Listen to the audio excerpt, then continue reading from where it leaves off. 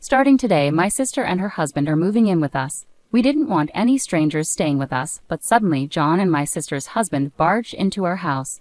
John was upset because he had to leave. He said it was because he and my sister were getting divorced.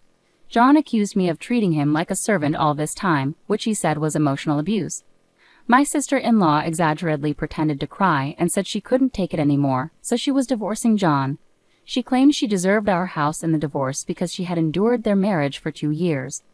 John complained about the $3,300 in living expenses that someone would need to pay.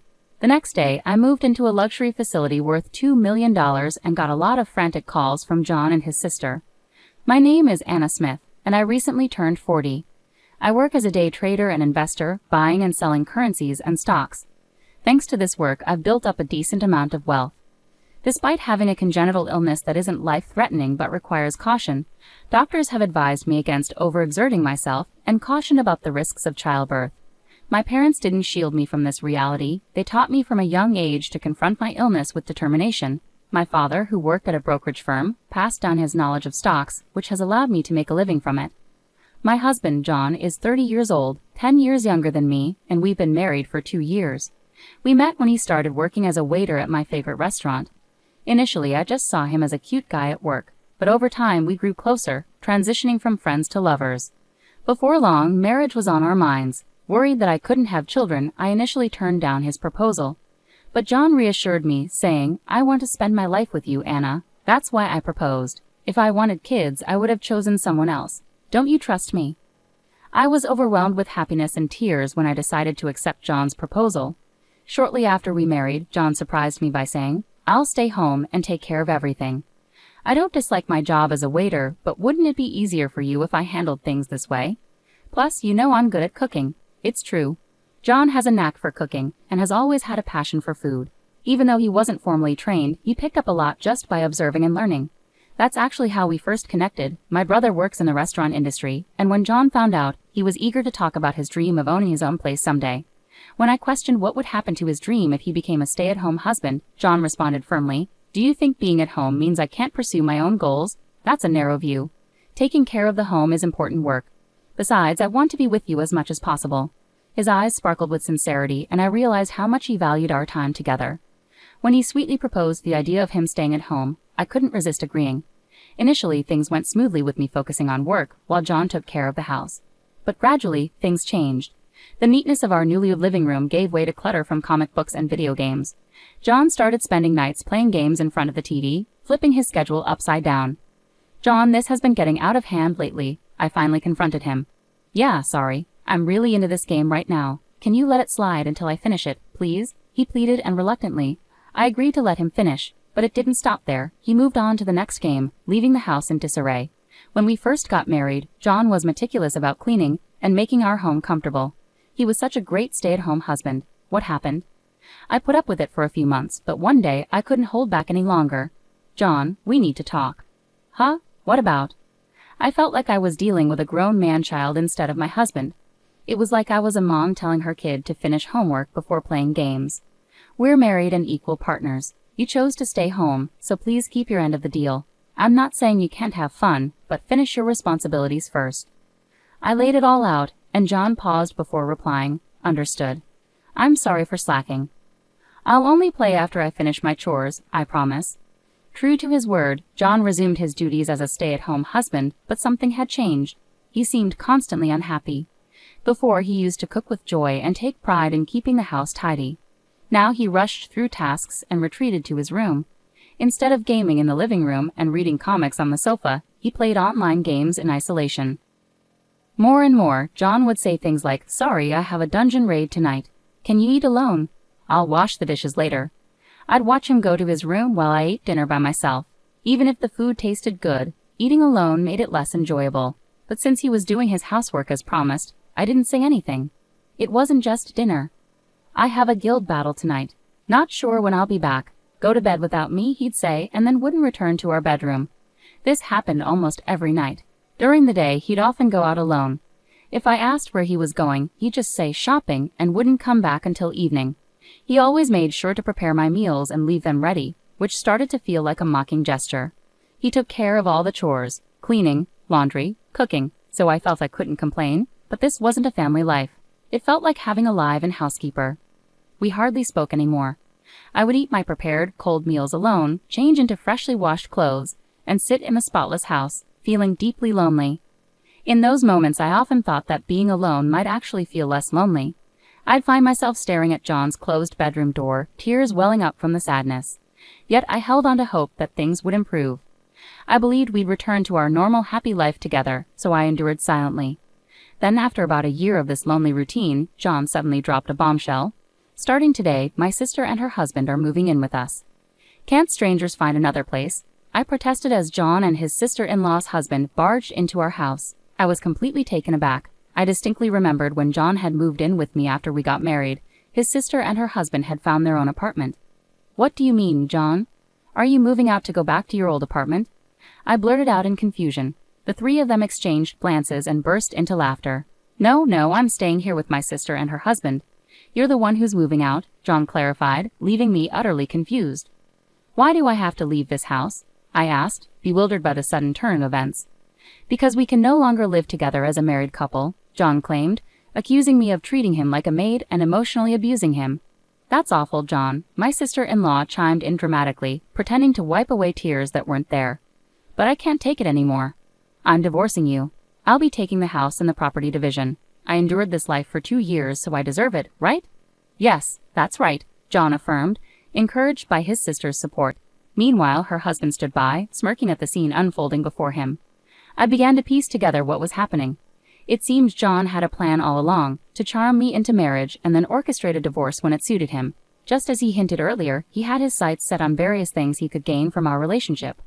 I never envisioned myself getting married. Knowing I couldn't have children and feeling average in appearance and personality, I had resigned myself to living independently, focusing on my career and hobbies. I had some friends and maintained a normal relationship with my parents and brother. After my dad retired, my parents moved to his hometown, where my brother also settled with his wife. He had worked in the restaurant industry and eventually started a small restaurant with his wife, choosing to live on the same spacious property as our parents. I was born and raised in our town near the city, so it felt more like returning home than just visiting. When I visit my parents, brother, sister-in-law, and nephews, I feel a sense of belonging and never experience loneliness. So marrying someone 10 years younger was unexpected even for me. Looking back, I realize I was played. Listening to John and his sister argue, I couldn't help but chuckle at my own gullibility. Deep down, I had sensed this might happen. John's sudden and intense affection felt like a storybook romance. Initially cautious, I eventually succumbed to his puppy-like charm. Now I needed a plan. How could I turn the tables?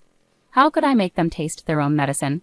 As a day trader, I excel at reading situations, anticipating outcomes, and steering things in a positive direction.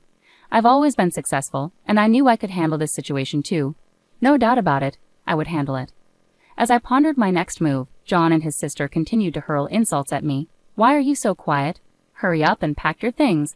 Get ready to leave. Playing along, I replied calmly, all right, I'll leave. I began packing only my essentials, clothes, my work laptop, and a few personal items. Here, fill this out. John handed me a piece of paper. It was divorce papers with his sister and her husband already listed as witnesses. I'll take care of filing these. I'll reach out if there's anything else I need, John said with a mocking smile, accompanied by his sister and her husband. They watched as I gathered my belongings and left my own condo. I had a place to stay for now. I would go there to gather my thoughts. I was sure they would have more to say soon, but I would handle it when the time came. I drove away from the condo, heading towards my destination. When I arrived, I had a peaceful night's sleep and woke up feeling refreshed. I slept in later than usual and enjoyed a leisurely brunch. The food here was always delicious. It had been over 2 years since I had visited this place, especially since getting married. I started by messaging John on WhatsApp, informing him of my current whereabouts and letting him know that my lawyer would handle everything from now on.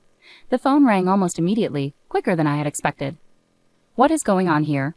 I heard John's sister yelling in the background, her words slightly muffled. What do you mean? I replied calmly. Don't pretend you don't know. Where are you? John demanded, his voice tense. I'm here because I was kicked out. Is that a problem? I replied evenly. That's not what I meant. John's frustration was clear. That's a high-end resort, a members-only place. Why are you there? Because I'm a member, I stated matter-of-factly. You never told me that, John protested. Exactly, because it wasn't relevant, I explained. As John said, it's a prestigious place, not just a hotel, but a luxury resort with lifelong care services. There's even a hospital nearby. It's known for its exclusivity, with an entry fee starting at $2 million, which made headlines. Why did you become a member there? John asked, bewildered.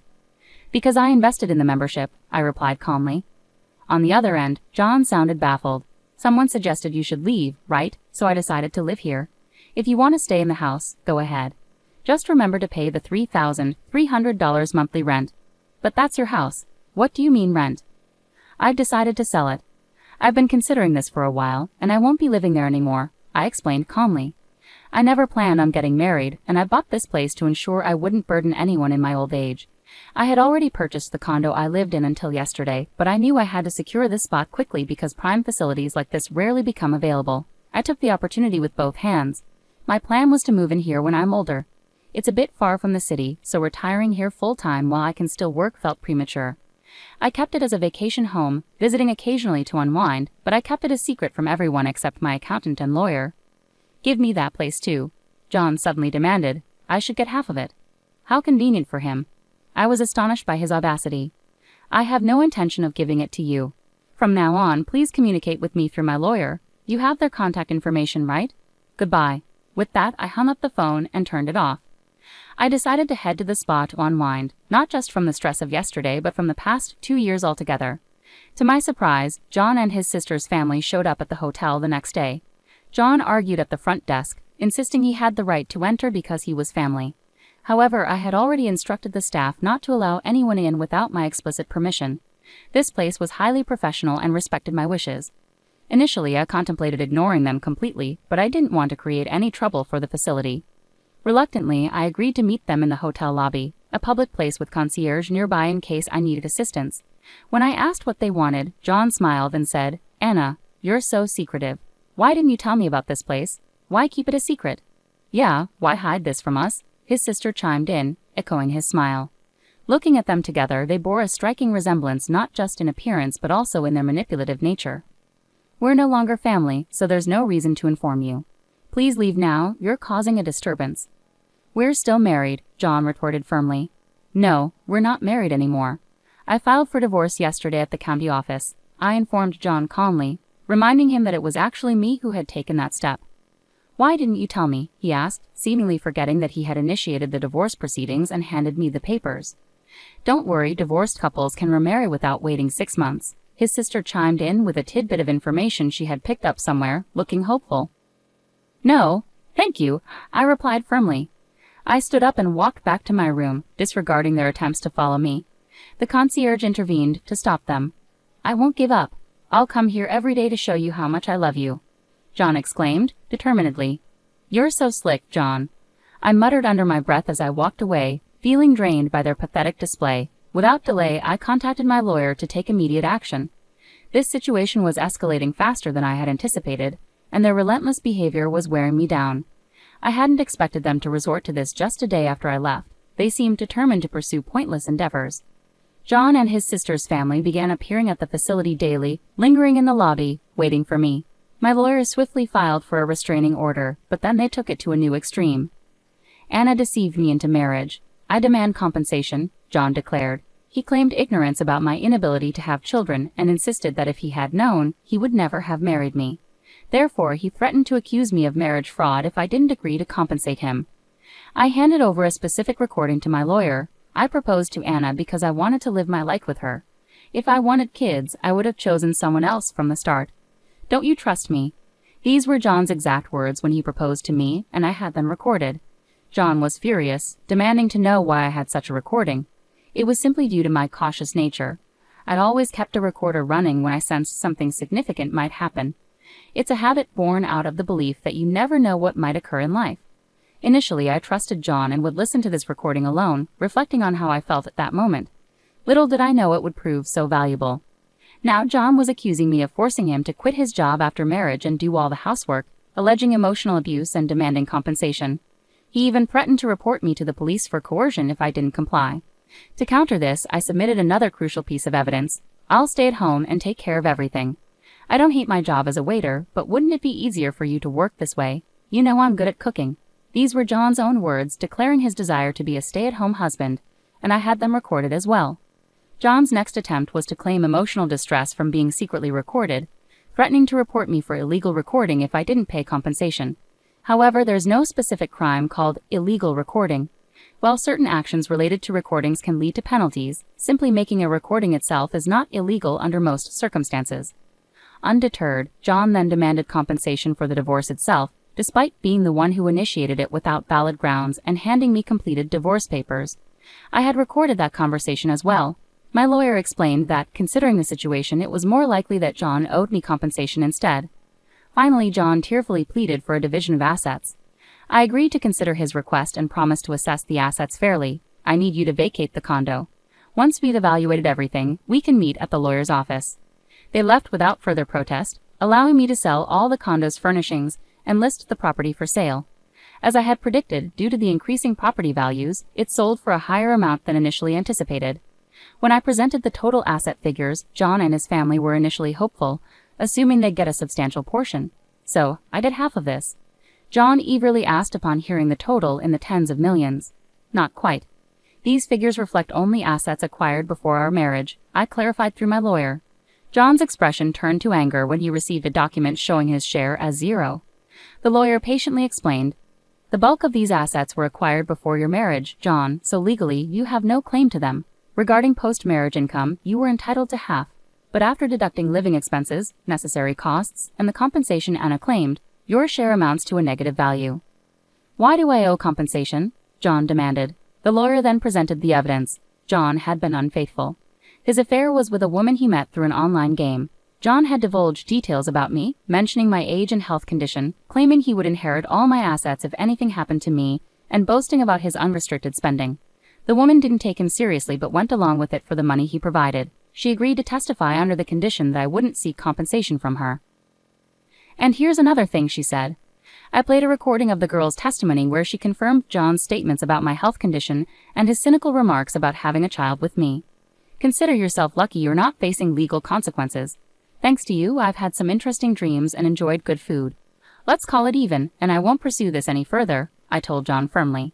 He hung his head in defeat and accepted the outcome. Thus, my brief marriage came to a messy end. I haven't kept track of what happened to John and his sister's family afterward, nor do I have any interest in knowing, as long as they stay out of my life. That's all that matters to me now. Dwelling on it would only prolong my misery. The emotional toll was significant, but thankfully I have the resources and time to heal. I decided to take a world cruise on a luxury liner, where I met people from all over the globe, explored numerous destinations, and had a truly wonderful time. There were moments when I felt a spark with some individuals, but memories of John held me back. I was determined not to let myself get hurt again. With that resolve, I returned home and began building a new life for myself. For a while, I enjoyed a leisurely life at the resort hotel, but soon I grew restless. At 40, I realized I was still young. Living with John, who was much younger, had made me overly conscious of my age. During my year-long cruise, I met a spirited woman over 80 who was still seeking love and adventure. Half her age, I wondered why I should give up on everything. Despite the disappointment with John, loving someone had been enjoyable. Why let him spoil the joy and possibility of loving again? That's how I started to feel. Just then, my phone lit up with a new message. It was from a man I had met on the cruise. He mentioned he would be visiting the U.S. soon and asked if we could have dinner together. He had been traveling with his high school-aged daughter on the ship, and we had connected well, spending time together at various ports. It had given me a glimpse into what it might feel like to have a daughter. I remembered cherishing those moments and replied eagerly, agreeing to meet. As I took this step forward from the midpoint of my life, I felt a renewed sense of excitement and possibility.